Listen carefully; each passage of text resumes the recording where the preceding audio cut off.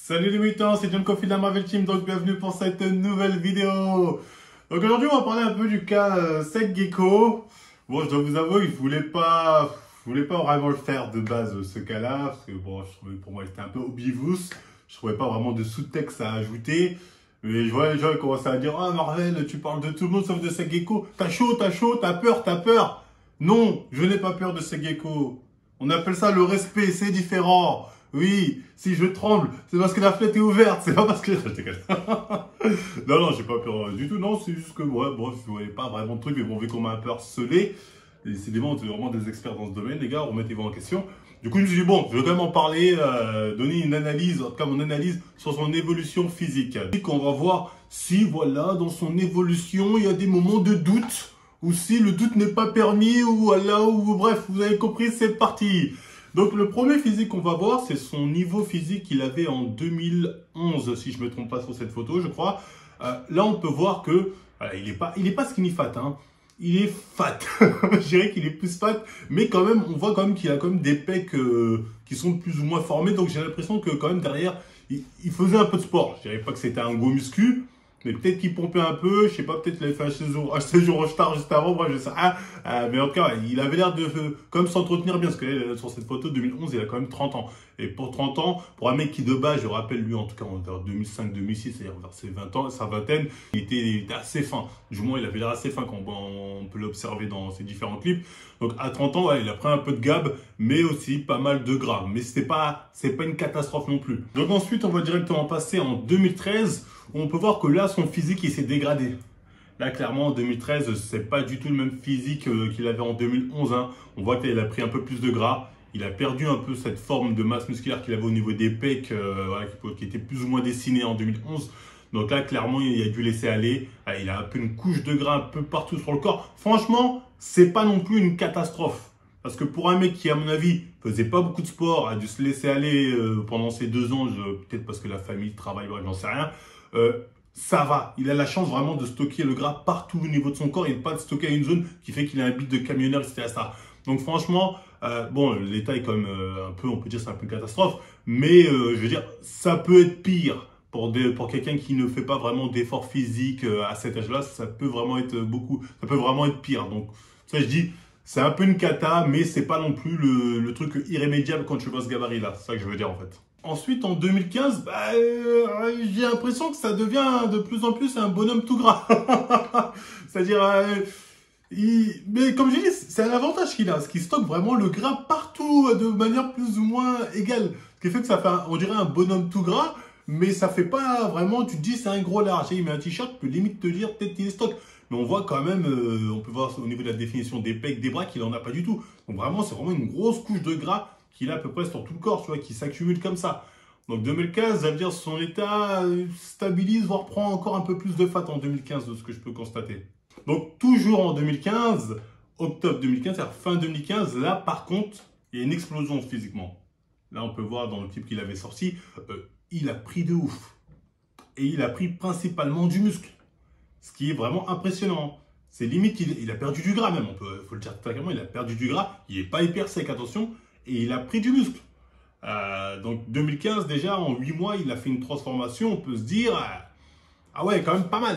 Donc en fait, il faut bien garder à l'idée que un mec, n'importe quel coach, tu le ramènes un mec comme Sek Gecko en 2014 ou 2015, il voit ce gabarit, n'importe quel coach va lui dire, toi, faut que tu sèches. On va pas aller sur une prise de masse parce que c'est rien, on va dire, toi, faut que tu sèches. Une prise de masse, tu risques de devenir encore plus dégueulasse. Tu vois, je devenir une boule ronde.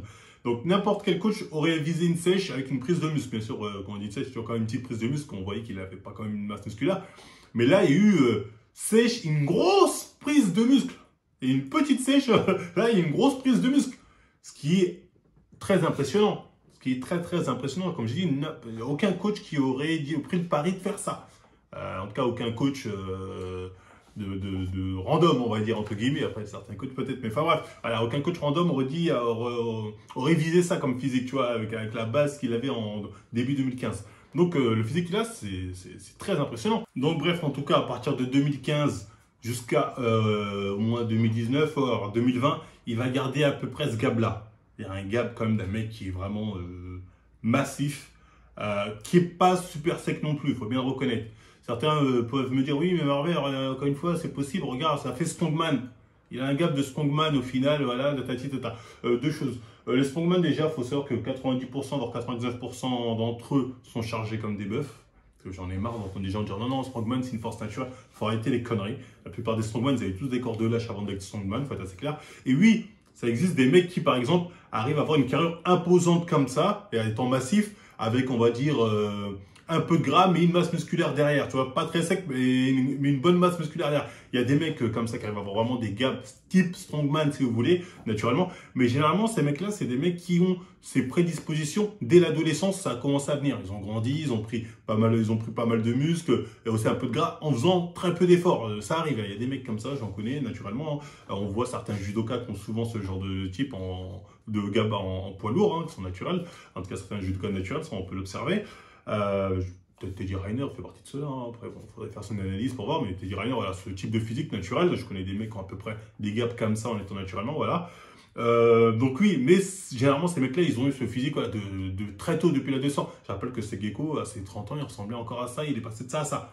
Donc, voilà, après, effectivement, il s'est bien entraîné, peut-être, j'en sais rien. Tu vois ce que je veux dire? Peut-être un programme que je ne connais pas, je sais pas. Je sais pas. Donc bref, continuons donc l'analyse. Donc en octobre 2020, il ressemblait à ça, hein, en octobre 2020.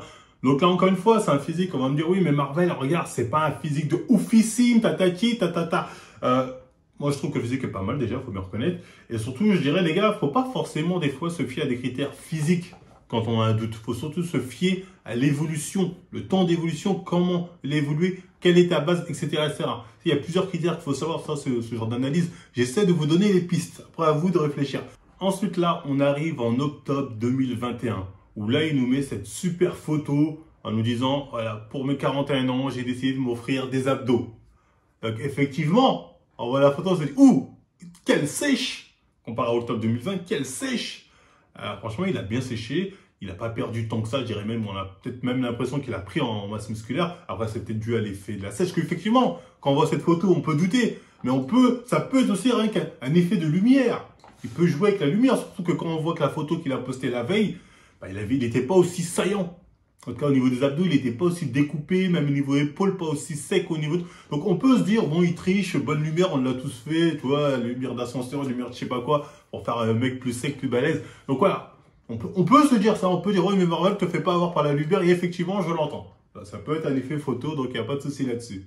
D'ailleurs, le 24 novembre 2021, il poste une autre photo, où là, encore une fois, là, on regarde, on se dit, bon, certes, des méga bras, mais allez, pas des épaules de ouf, pas super sec abdos, tatati. Donc tu dis peut-être la photo d'avant, effectivement, il a joué avec l'effet de lumière. On peut se dire ça, effectivement, on peut justifier comme ça. Sauf que 2 jours après, il poste une autre photo et il nous dit « Coucou, j'ai des abdos ». Donc effectivement, moi, quand je vois ça, je me dis « Bon, qu'est-ce qui s'est passé en 2 jours ? Il faut m'expliquer ». Bon, je sais que Jamo avait dit un jour que oui, je peux faire une sèche en 3-4 jours, un truc comme ça. Un petit peu sec. Je vais enlever un peu. Pour dimanche, je serai encore plus sec. Ah ouais, en 2-3 jours là? Ouais. Mais bon, on sait à quoi tourner Jamo, tu vois ce que je veux dire. Donc, est-ce que quelque part, ça serait une manière de nous dire je tourne à la même chose? Je ne sais pas. Supposition. Après, ça peut encore une fois être l'effet de la lumière qui fait qu'en 2-3 jours, tu arrives à sécher, à avoir des abdos que tu n'avais pas il y a 2 jours. Voilà, ça peut être ça, ou ça peut être une photo, une ancienne photo qu'il a repostée parce qu'elle est datée. Il y a plusieurs trucs qui peuvent expliquer ça. Donc voilà, c'est clair. En tout cas, oui. Là, on peut voir que la photo qu'il poste, en tout cas, le 26 novembre, si je ne me trompe pas, plutôt, méga abdos. Méga abdos. Après, bon, effet de lumière, peut-être, je ne sais pas. Donc ensuite, le 3 décembre, si je ne me trompe pas, le 4 décembre, il nous sort donc cette fameuse photo. Effectivement, là, on voit la photo, on peut quand même se dire, oui, mais John, tu te fais avoir par les filtres. C'est les filtres qui te font croire qu'il a des épaules en 3D, des bras de tyrannosaure, des trapèzes de titan et un haut de pec de cuirassé. Ça peut être ça. Je dis oui. Moi, je dis oui, tout peut s'expliquer. Moi, en fait, j'essaie d'expliquer, de comprendre. Tu vois, j'essaie de comprendre. Donc, je me dis, effectivement, ça peut être ça. Ça peut être ça, tous ces fils qui font qu'il a le corps de B2O. Je dirais même qu'il a le corps de B2O à l'âge d'or sur cette photo. Donc après, bon, peut-être c'est l'effet photo, effectivement. Ne nous avançons pas là-dessus. Donc bref. Donc voilà, là on a fait le tour de son analyse, on va dire l'analyse de son évolution. Maintenant, on va parler des autres critères qui peuvent rentrer en compte quand on veut analyser ou savoir si quelqu'un on peut avoir un doute ou pas. Notamment, un des critères sur son cas, c'est le fait que son évolution a explosé au moment où il se trouvait en Thaïlande.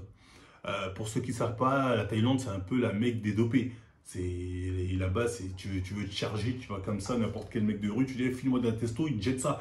Et t'as ça pour 1 euro. Je me souviens une fois dans une salle de sport, il y avait un coach. Moi, je revenais de la Thaïlande, justement, je dis, ouais, je reviens de Thaïlande. Il m'a dit, oh putain, pourquoi tu m'as pas dit? Le mec chargé comme un bœuf, bien sûr. Il m'a dit, putain, tu m'aurais dit, putain, je t'aurais dit de me ramener des produits, il y a du bif à mort à se faire avec des produits dopants, ta. Donc c'est là j'ai su qu'en fait c'était la plaque tournante à Thaïlande, ça faut le savoir. Enfin bref, donc oui c'est un critère, tu peux te dire ah comme par hasard il était dans là où il a... Bref, ça peut être un critère, après il a pu ne rien toucher, attention, c'est juste ça peut être des critères qui peuvent nous faire douter ou pas. Il y a quoi d'autre? Il y a aussi le fait que oui, perso j'ai vu son coach, je vous dis la vérité, j'ai failli devenir aveugle tellement j'ai utilisé mon Sharingan. J'étais à deux autres de... Oh non, trop de... Donc oui j'ai vu les élèves de ce coach, ma lumière a failli disparaître. Donc oui, ça peut poser des questions. Ça peut poser des questions. C'est des critères qu'on est obligé de prendre en compte quand on veut faire une analyse sérieuse. Voilà pourquoi j'en parle. Et le dernier point, c'est le fait que, est-ce que lui-même, il le cache en vrai? Est-ce que vous avez déjà entendu cette gars dire « Ah, je suis le mec Nachi, croyez-moi, ».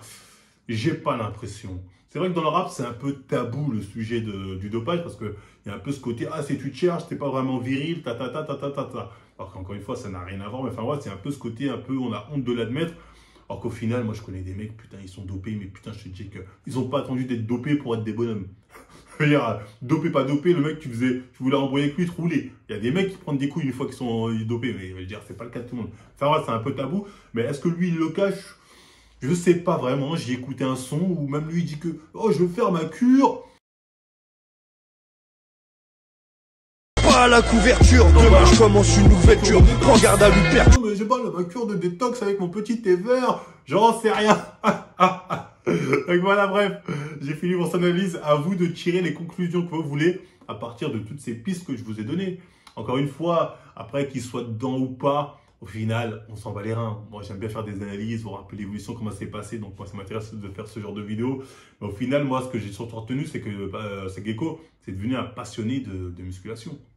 Au final, voilà, il a commencé la muscu un peu tard, mais aujourd'hui, il est à fond dedans, il est déter. Il fait souvent des vidéos, il est à la salle, il évolue, il nous montre son évolution physique, etc.